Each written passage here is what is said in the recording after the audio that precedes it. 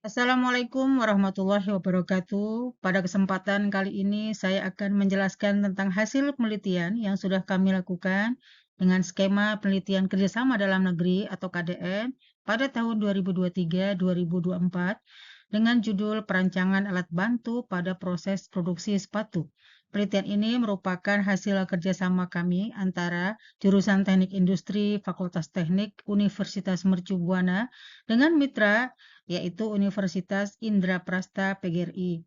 Tim kami terdiri dari 3 orang, yaitu Poppy Yuliarti STMT, kemudian Auliana Ro ST MSI, serta Reza Afrizal ST MMM.com.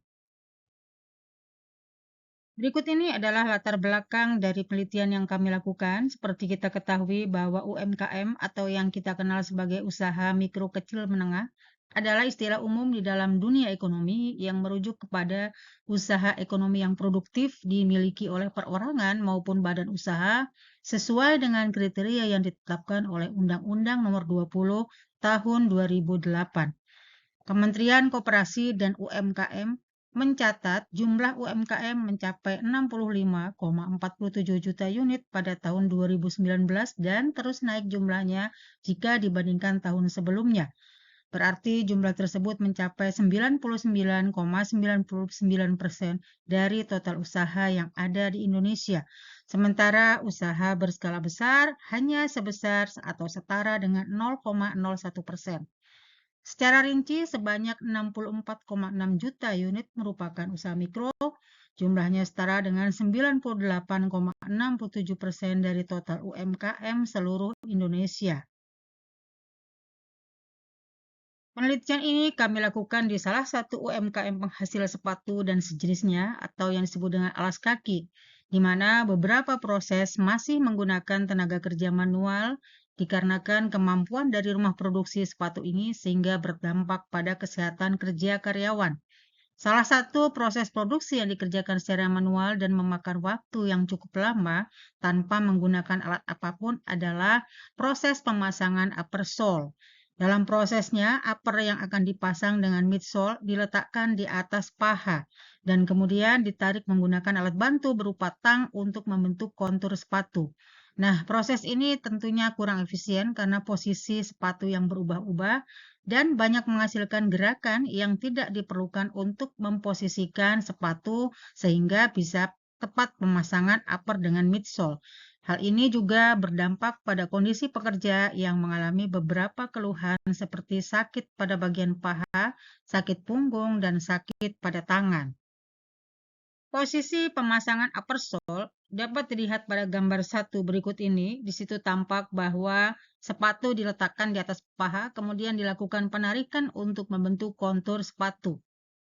Penelitian yang kami lakukan ini erat kaitannya dengan mata kuliah perancangan dan pengembangan produk, di mana di sini di mata kuliah ini kita melakukan proses inovasi untuk menghasilkan alat-alat bantu kerja maupun produk-produk lainnya sehingga dapat digunakan dengan mengadopsi prinsip-prinsip K3. Kemudian juga berkaitan dengan mata kuliah analisis perancangan kerja, yaitu memperbaiki cara kerja sehingga didapatkan cara kerja yang lebih efektif dan efisien. Berdasarkan latar belakang yang sudah kami uraikan di slide sebelumnya, maka dapat kami simpulkan rumusan masalah penelitian ini yaitu bagaimana mendesain sistem pengambilan keputusan guru berprestasi sesuai dengan kondisi yang ada di tempat penelitian. Memang sudah banyak aplikasi yang bisa digunakan, namun dengan keterbatasan dari pihak sekolah, maka harus kami rancang sistem yang lebih mudah baik secara kos maupun secara penggunaannya. Kemudian rumusan yang kedua yaitu desain perlu dibuat mengingat tidak semua desain penilaian prestasi kerja sesuai untuk tempat yang berbeda. Adapun tujuan dari penelitian ini yaitu untuk menghasilkan desain pengambilan keputusan yang tentu saja harus sesuai dengan karakteristik dari objek penelitian. Berikut ini saya sampaikan cakupan dari penelitian. Jadi cakupan dari penelitian ini kami tinjau dari 3 sisi, yaitu sisi man atau pekerjanya, metode atau cara bekerja, dan mesin atau peralatan untuk bekerja. Penjelasannya sebagai berikut.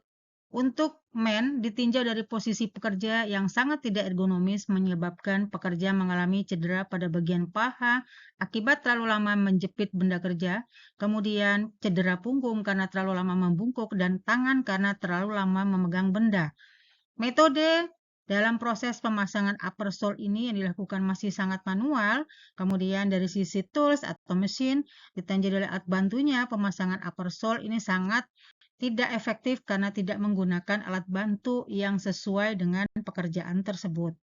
Berdasarkan latar belakang yang sudah kami uraikan di slide sebelumnya, maka dapat kami simpulkan rumusan masalah penelitian ini yaitu bagaimana mendesain sistem pengambilan keputusan guru berprestasi sesuai dengan kondisi yang ada di tempat penelitian. Memang sudah banyak aplikasi yang bisa digunakan, namun dengan keterbatasan dari pihak sekolah, maka harus kami rancang sistem yang lebih mudah baik secara kos maupun secara penggunaannya. Kemudian rumusan yang kedua yaitu desain perlu dibuat mengingat tidak semua desain penilaian prestasi kerja sesuai untuk tempat yang berbeda. Adapun tujuan dari penelitian ini yaitu untuk menghasilkan desain pengambilan keputusan yang tentu saja harus sesuai dengan karakteristik dari objek penelitian. Berdasarkan yang sudah kami uraikan di atas, maka rumusan masalah pada penelitian ini dapat kami simpulkan yaitu bagaimana merancang alat bantu kerja pada proses pemasangan upper sepatu sehingga mengurangi pekerjaan manual yang mengakibatkan banyak hal-hal yang tidak diinginkan bagi pekerja. Berdasarkan latar belakang yang sudah kami uraikan di slide sebelumnya, maka dapat kami simpulkan rumusan masalah penelitian ini yaitu bagaimana mendesain sistem pengambilan keputusan guru berprestasi sesuai dengan kondisi yang ada di tempat penelitian. Memang sudah banyak aplikasi yang bisa digunakan, namun dengan keterbatasan dari pihak sekolah, maka harus kami rancang sistem yang lebih mudah baik secara kos maupun secara penggunaannya. Kemudian rumusan yang kedua yaitu desain perlu dibuat mengingat tidak semua desain penilaian prestasi kerja sesuai untuk tempat yang berbeda. Adapun tujuan dari penelitian ini yaitu untuk menghasilkan desain pengambilan keputusan yang tentu saja harus sesuai dengan karakteristik dari objek penelitian. Mengacu kepada hal-hal di atas, maka tujuan dari penelitian ini yaitu mengurangi risiko kelelahan pekerja pada bagian punggung akibat posisi kerja yang tidak baik dan merancang alat bantu kerja.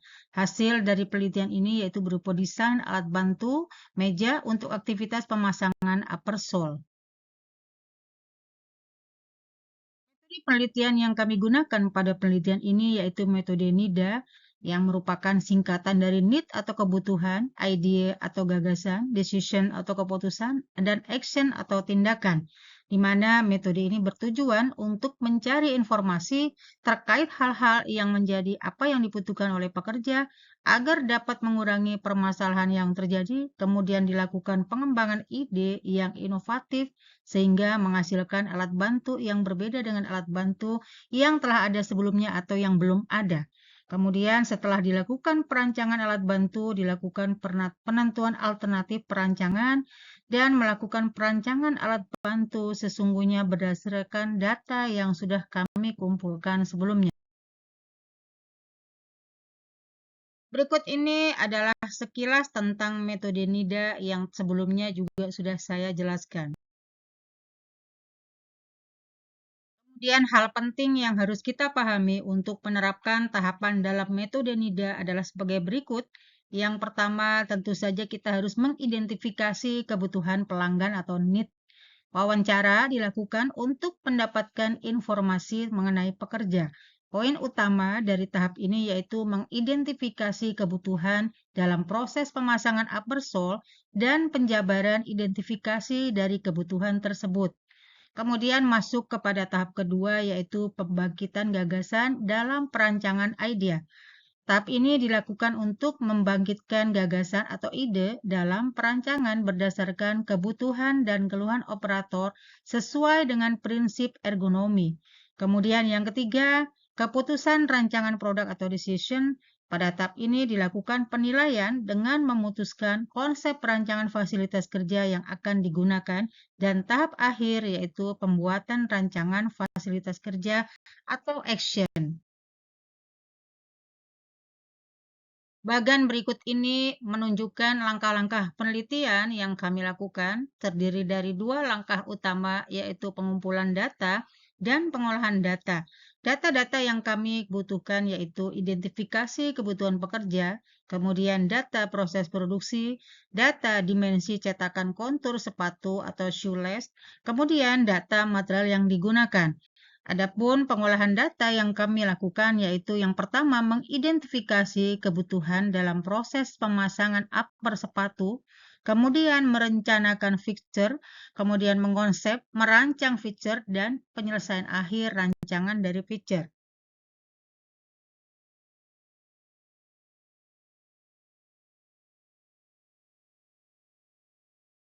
Berikut ini adalah sekilas tentang proses produksi yang dilakukan pada industri UMKM sepatu ini. Yang pertama adalah pemotongan bahan baku. Ini merupakan proses pemotongan bahan baku kain menjadi bentuk seperti sesuai dengan pola dan model sepatu. Selanjutnya yaitu penjahitan bahan menjadi upper sepatu, di mana proses ini bahan yang sudah dipotong sesuai pola akan dijahit dan digabungkan sesuai dengan jenis dan model sepatu yang akan dibuat. Berikut ini adalah gambar atau ilustrasi dari proses kedua ini yaitu penjahitan bahan menjadi upper. Tahap selanjutnya yaitu proses pencetakan midsole dan bottom sole. Salah satu komponen yang penting dalam sepatu adalah midsole dan bottom sole sepatu, dan komponen ini biasanya terbuat dari karet dan dibuat menggunakan proses injeksi atau cetakan. Dalam hal ini, perusahaan memesan dari para suppliernya. Kemudian, proses keempat yaitu pemasangan upper sole dengan menggabungkan midsole dan upper sole sepatu. Proses keempat ini dapat dilihat pada gambar di bawah ini, di mana seorang pekerja melakukan pemasangan bagian upper sole dengan menggabungkan midsole dan upper sepatu. Proses selanjutnya yaitu proses pengepresan upper sole dengan bottom sole, di mana prinsip dari proses ini yaitu melakukan pengeleman atau perekat dengan bantuan mesin press untuk menekan dan membantu perekatan sehingga menjadi sempurna sesuai dengan apa yang diharapkan atau apa yang ditujukan dari proses produksi ini. Tahap selanjutnya yaitu pengolahan data. Yang kami lakukan pertama adalah mengidentifikasi kebutuhan pekerja pemasangan upper sole sepatu dengan proses wawancara. Kemudian kami tabulasikan dalam tabel 1 berupa identifikasi kebutuhan pekerja, di mana di sini terdapat dua kolom. Yang pertama yaitu kolom keluhan. Pekerja merasa kesulitan dan sakit bagian punggung, tangan, dan kaki karena menjepit material saat pemasangan upper sole dan sepatu. Nah, kemudian kebutuhan yang dapat dinyatakan dalam suatu kalimat yaitu alat bantu kerja atau feature untuk memudahkan pekerjaan dan menghindari sakit akibat posisi bekerja seperti itu. Dari tahap identifikasi, kemudian kami dapat menjabarkan identifikasi kebutuhan pekerja seperti tampak pada tabel 2 berikut ini, di mana keluhannya adalah proses pemasangan upper sole masih dilakukan dengan manual. Kemudian kebutuhannya adalah diperlukan sebuah alat bantu sehingga mengurangi gerakan yang tidak diperlukan dan tentu saja mempercepat waktu proses dan menjaga kualitas sepatu. Tahap selanjutnya yaitu pembangkitan gagasan dalam perancangan ide yang dapat kita lihat pada tabel 3, gagasan atau ide rancangan alat bantu, di mana di sini ada penataan kebutuhan dan juga fitur alat atau spesifikasi yang diinginkan. Kita lihat satu persatu, mulai dari kebutuhan nomor 1 yaitu memposisikan fungsi penepat yang dapat disetting sesuai dengan variasi ukuran shoelace. Ini dapat dicapai dengan fungsi penepat yang dapat disesuaikan sesuai dengan ukuran sepatu, dalam hal ini ukuran 39 sampai 45. Kemudian masuk ke kebutuhan yang kedua, yaitu postur tinggi pengguna saat dalam keadaan duduk di kursi dapat disesuaikan. Fitur alat yang diinginkan yaitu tinggi base alat setara dengan posisi kerja saat duduk sekitar 75 sampai 90 cm. Hal ini sesuai dengan standar antropometri pria dewasa. Kemudian, kebutuhan yang ketiga adalah rangka kokoh dan ringan. Di sini dapat menggunakan rangka hollow. Kemudian, material tidak mudah korosi dapat menggunakan material stainless steel. Kemudian, ekonomis, yaitu tidak memerlukan biaya mahal dalam pembuatan alat karena keterbatasan dari UMKM tersebut dalam pendanaan. Kemudian, yang keenam yaitu perbaikan mudah. Yang diinginkan yaitu tidak memerlukan alat khusus pada saat perbaikan dan perawatan komponen atau mesin. Kemudian yang ketujuh yaitu mudah dalam perakitan. Ini masih memungkinkan dipasang dengan tangan atau alat-alat yang sederhana.